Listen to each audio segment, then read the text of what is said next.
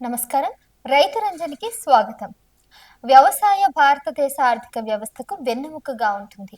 దేశవ్యాప్తంగా లక్షలాది మంది జీవనోపాధికి మద్దతు ఇస్తుంది. అయితే చిన్న మరియు సన్నకారు రైతులు, ముఖ్యంగా 1 ఎకరం కంటే తక్కువ వ్యవసాయ భూమి ఉన్నవారు, పరిమిత భూమి లభ్యత, తక్కువ ఆదాయాలు మరియు మారుతున్న ఆర్థిక ధోరణుల కారణంగా సవాళ్లను ఎదుర్కొంటున్నారు. ఒక పెద్ద పరిణామంలో వ్యవసాయ మంత్రి కింజారపు అచ్చెన్నాయుడు ఈ రైతులకు శుభవార్త అందించే ఒక కొత్త చొరవను ప్రకటించారు. కొన్ని అటవీ భూములను వ్యవసాయ భూములుగా మార్చడానికి అనుమతించే ప్రతిపాదనను ప్రభుత్వం చురుగ్గా పరిశీలిస్తుంది. ఈ సాహసోపేతమైనటువంటి చర్య చిన్న మరియు భూమి లేని రైతులకు పంటలు పండించడానికి మరియు మెరుగైన జీవనోపాధిని సంపాదించడానికి ఎక్కువ స్థలాన్ని అందించడం లక్ష్యంగా పెట్టుకుంది. ఈ పథకం అమలు చేయబడితే ముఖ్యంగా పరిమిత వనరులతో పోరాడుతున్న వారికి భారత వ్యవసాయం యొక్క భవిష్యత్తును మార్చగలదు. మరి వ్యవసాయం పట్ల ఆసక్తి తగ్గడం వల్ల ఇటీవల దశాబ్ద కాలంలో యువత వ్యవసాయం నుండి వైదొలిగి ఇంజనీరింగ్, వైద్యం మరియు సమాచార సాంకేతిక రంగాలను ఎంచుకుంటున్నారు.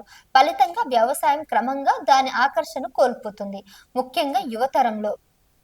పరిమిత భూమి యాజమాన్యం లేకపోవడం వల్ల చాలా మంది చిన్న రైతులకు 1 ఎకరం కంటే తక్కువ భూమి ఉంది. దీని వలన వారి కుటుంబాలను పోషించడానికి తగినంత పంటలు పండించడం కష్టమవుతుంది. భూమి విస్తరణ అవకాశాలు లేకుండా ఈ రైతులు తరచుగా పేదరికం మరియు అప్పుల చక్రంలో చిక్కుకుంటున్నారు.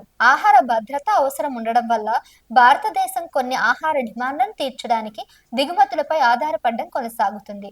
వ్యవసాయ భూమిని విస్తరించడం వల్ల దేశీయ ఉత్పత్తి పెరుగుతుంది, దేశం ఆహార స్వయం సమృద్ధిని సాధించడంలో సహాయపడుతుంది. చిన్న రైతులకు ఎలా ప్రయోజనం చేకూరుతుంది అంటే ఎక్కువ భూమి, ఎక్కువ పంటలు.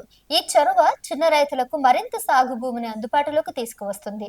తద్వారా వారు కార్యకలాపాలను విస్తరించడానికి, పంటలను వైవిధ్యపరచడానికి మరియు పంట పరిణామాలను పెంచడానికి వీలు కల్పిస్తుంది.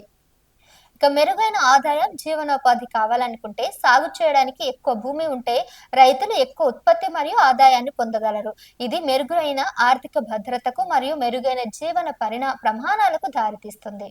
స్థిరమైన వ్యవసాయాన్ని ప్రోత్సహించడం, బాధ్యతాయుతంగా నిర్వహిస్తే ఈ పథకం పర్యావరణ అనుకూల వ్యవసాయ పద్ధతులను ప్రోత్సహించగలదు. అదే సమయంలో నిరుపయోగంగా ఉన్న భూమిని బాగా ఉపయోగించుకుంటుంది. మార్గదర్శకాలు అటవీ భూమిని పర్యావరణానికి హాని కలిగించకుండా ఉపయోగించుకునేలా చేస్తాయి. గ్రామీణ ఉపాధికి ప్రోత్సాహం కల్పిస్తుంది. ఈ చర్య గ్రామీణ ప్రాంతాల్లో వ్యవసాయంలోనే కాకుండా నీటిపారుదల, రవాణా మరియు స్థానిక మార్కెట్లు వంటి అనుబంధ రంగాలలో కూడా ఉద్యోగాలను సృష్టిస్తుంది. బలపడిన ఆహార భద్రత కూడా ఈ సాగులో ఉన్న భూమిని పెంచడం వల్ల భారతదేశ ఆహార ఉత్పత్తి సామర్థ్యం మెరుగుపడుతుంది, ఆహార సరఫరాను స్థిరీకరిస్తుంది మరియు ప్రపంచ మార్కెట్లపై ఆధారపడడం తగ్గుతుంది. అటవీ భూమిని వ్యవసాయ భూమిగా మార్చడం వల్ల చాలా జాగ్రత్తగా మరియు ఎంపిక చేసుకోవాలి. అదుపు లేకుండా అటవీ నిర్మూలన చేయడం వల్ల జీవ వైవిధ్యం కోల్పోవడం, నేల కోత మరియు వాతావరణ అసమతుల్యతతో కూడా ఏర్పడుతుంది. కఠినమైన అర్హత ప్రమాణాలు కూడా పాటించాలి. ప్రయోజనాలు సరైన చేతులకు చేరేలా చూసుకోవడానికి స్పష్టమైన మార్గదర్శకాలను అమలు చేయాలి. నిజమైన చిన్న మరియు సన్నకారు రైతులు మాత్రమే భూమిని పొందడానికి అర్హులు. కొత్త భూ యజమానులకు వీటికి ప్రాప్యత అవసరం ఉంటుంది. ఆర్థిక సహాయం లేదా సబ్సిడీలు ఇవ్వాలి. స్థిరమైన వ్యవసాయ పద్ధతుల శిక్షణ ఇవ్వాలి. సమర్థవంతమైన సాగుకు నీటిపారుదల మరియు ఇన్పుట్ మద్దతు అవసరం. చిన్న రైతులను శక్తివంతం చేసే దిశగా ఒక అడుగు ముందుకు వేయాలి. అటవీ భూమిని వ్యవసాయ భూములుగా మార్చాలనే ప్రతిపాదన భారతదేశంలోని చిన్న మరియు సన్నకారు రైతులకు ఒక కొత్త అవకాశాన్ని సూచిస్తుంది. సరైన తనిఖీలు మరియు పర్యావరణ రక్షణ చర్యలతో అమలు చేస్తే ఈ చొరవ వీటిని చేయగలదన్నమాట. ఇక రైతుల ఆదాయాన్ని మెరుగుపరుచుకోవచ్చు, గ్రామీణ ఉపాధిని బలోపేతం చేసుకోవచ్చు, జాతీయ ఆహార భద్రతను బలోపేతం చేసుకోవచ్చు. అన్నిటికంటే ముఖ్యంగా వ్యవసాయాన్ని మరోసారి ఆచరణీయమైన మరియు స్థిరమైన జీవనోపాధిగా మార్చడం ద్వారా ఇది వ్యవసాయ స్ఫూర్తిని పునరుద్ధరించేస్తుంది. దీనిని భూమిని సాగు చేసుకుంటూ జీవనం సాగించడానికి ఇబ్బంది పడుతున్న వారికి ప్రభుత్వ చర్య ఒక మలుపు కావచ్చు అన్నమాట.